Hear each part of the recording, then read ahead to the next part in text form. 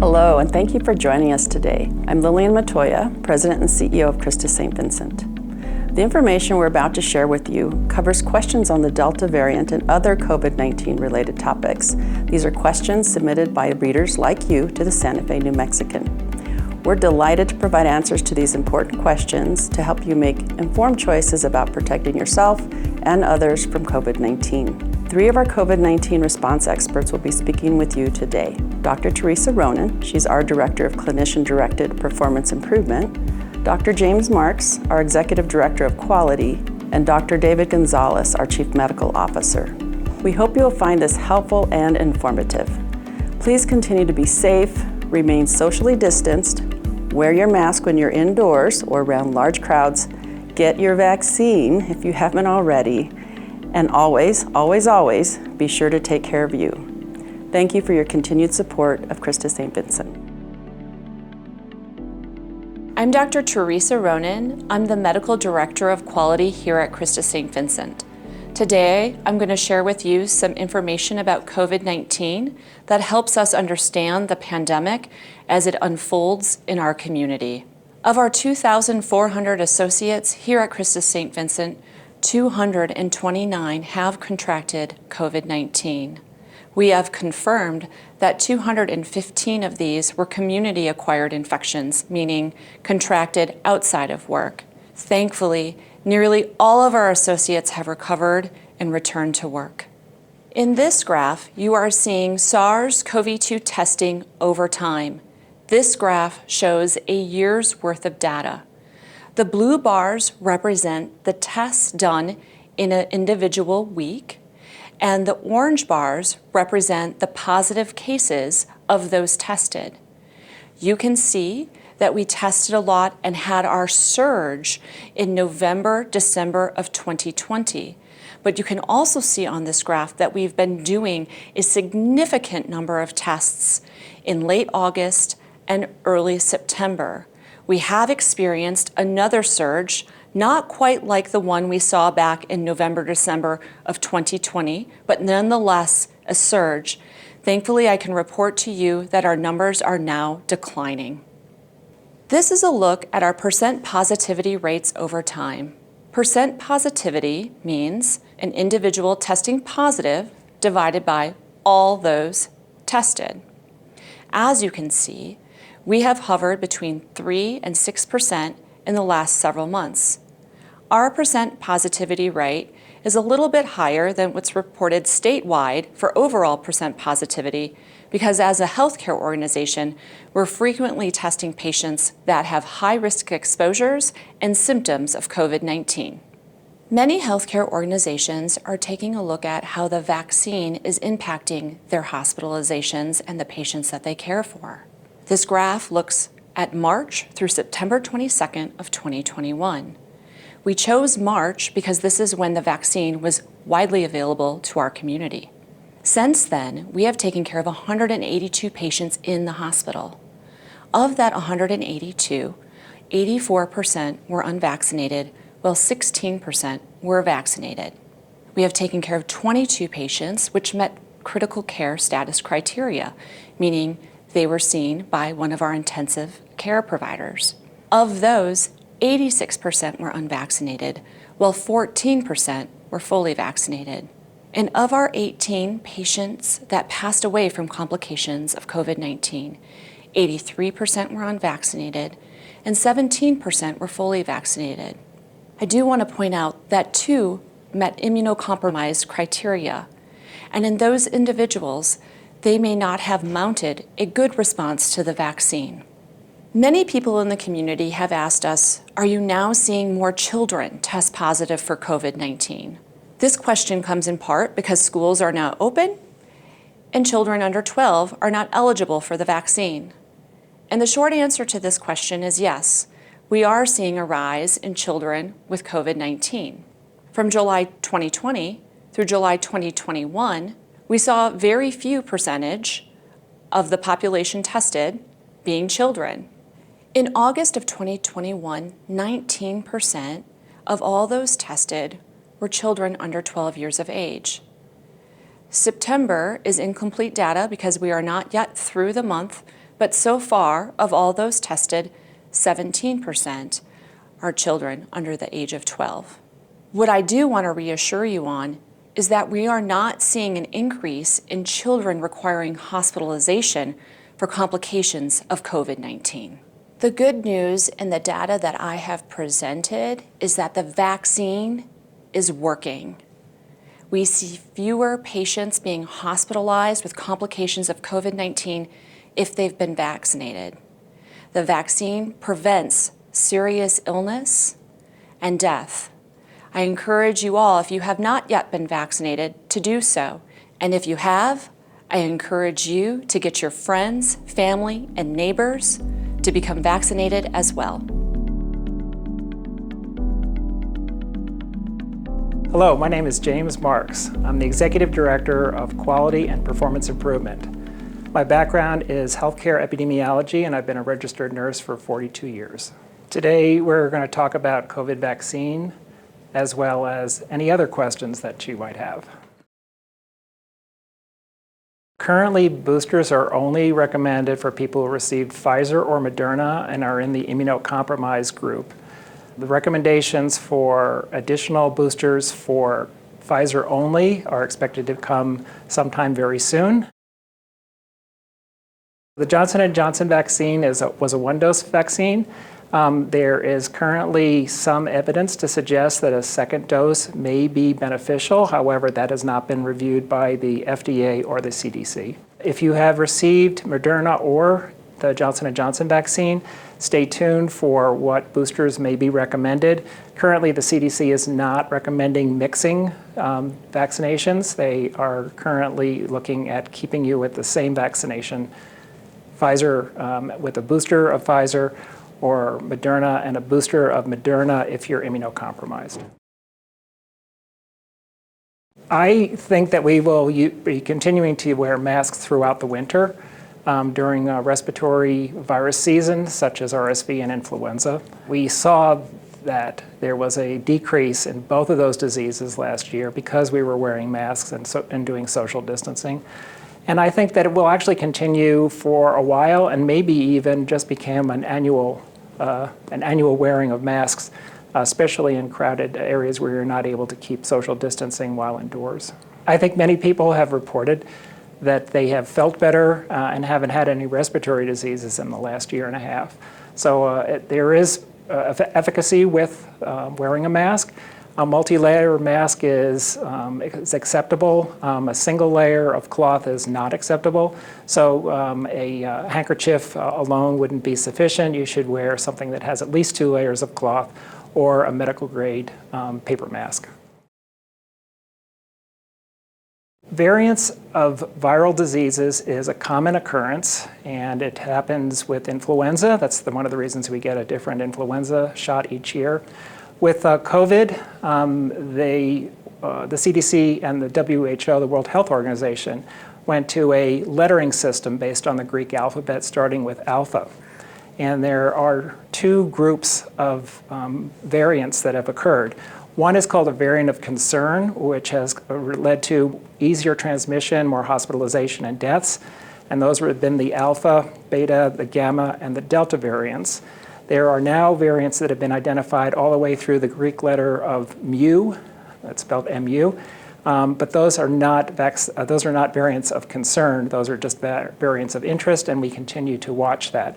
As of the end of September, there are no new variants of concern that have been identified and emerged in the world.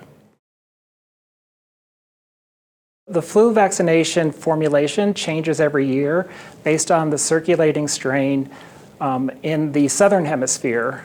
For our northern hemisphere, where we live in the United States. So there are 2 strains of influenza A, and there are 2 strains of influenza B that are contained in each of the vaccinations. And again, the variant strains change every year, and that's why you need to get a flu shot flu shot every year, and it continues to hold your immunity from influenza hospitalization as well as death. I would say probably we will be getting regular boosters if there are continued variants of COVID. I will also say that influenza kills 40,000 people in the United States every year. And that is a fact that not many people have appreciated, and it's why it's so important that we continue to get our flu shots every year, because flu is a deadly disease and also causes hospitalization. The booster shots are the same formulation that you had from your original vaccine. For Pfizer and Moderna, it is an mRNA technology. The Johnson & Johnson vaccine uses a modified adenovirus as the way that the body gets the message to produce the antibodies to protect you from COVID-19. The state health department has a lab that can do specific testing for the type of variant that a person has, and we only send a small sample of all of the COVID positive tests to the state health department. They're the only ones that have the technology to know the variant that's present in the community. The cases are a little bit different than hospitalizations. So if you look at the number of cases, probably 90% are unvaccinated of the Delta variant, and amongst hospitalized patients, probably about 95% are unvaccinated. So even though you've been vaccinated, you shouldn't let your guard down, still need to wear a mask, social distance, and do all the COVID safe practices, because the vaccine's not 100% effective. It started off about 95% effective, and with Delta, it's about 80% effective. Of all the variants of COVID-19, the symptoms are the same. So there's not a difference in the way that the disease presents itself. What you should know is that it is more easily transmitted. The Delta variant is more easily transmitted. So that's why it's important to make sure that you follow all of the recommendations for social distancing and mask use. The symptoms for COVID-19, including the Delta variant, include a cough, perhaps a runny nose, typically not a fever, but sometimes a fever, also sore throat, and especially if you have loss of taste and smell, then you should report that to your healthcare provider so you can get tested. The Delta variant spreads more easily because it takes less of the viral particles to make you sick. So it does not last in the air any longer than the Alpha variant or the original version of COVID-19. It is the number of viral particles that can make you sick that makes it more infectious. And perhaps it also makes you sicker depending on, again, on your immune status and your body's ability to mount a response to being exposed to the virus. COVID-19 is not easily transmitted through surfaces, door handles, or handling objects. However, for general good, safe hygiene practices, it is recommended that you do wash your hands frequently, use alcohol hand sanitizer, and then use disinfectant wipes when items might be contaminated. And that's for just general health, not just for COVID. Temperature screening was not really found to be an effective screening tool for COVID-19 because fever is not present very often. Probably in less than 30% of people will have a fever. So the other symptoms are the ones that you should look for. If you have a child age 12 and older, they should be vaccinated. Vaccinations are available through the Department of Health website. You can find a site that can vaccinate you. We also vaccinate 12 and older here at Christus St. Vincent. Once the FDA approves vaccination for children 5 to 11, we will also be offering those vaccines for children.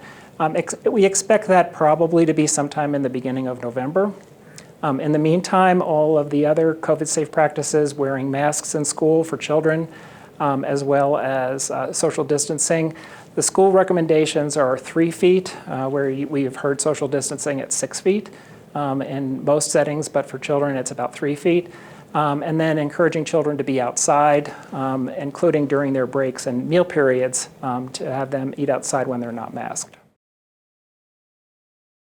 Infections are passed on from person to person through respiratory droplets. So transmission of COVID from a pupil or a student to the teacher is unlikely if both of them are masked and they are maintaining 3-foot distance.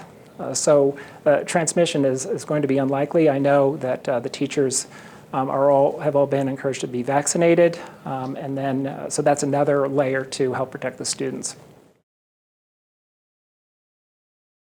When we look at where people have their source, it is almost exclusively from family members, through socialization, through important events like weddings, funerals, birthday parties, and other socializations. So every time there is a holiday, there is an expected increase of the number of cases of COVID-19 that will occur. And this has been throughout the pandemic for the last year and a half. I want to be optimistic, and I would say that we will be in this COVID protection mode through at least the winter.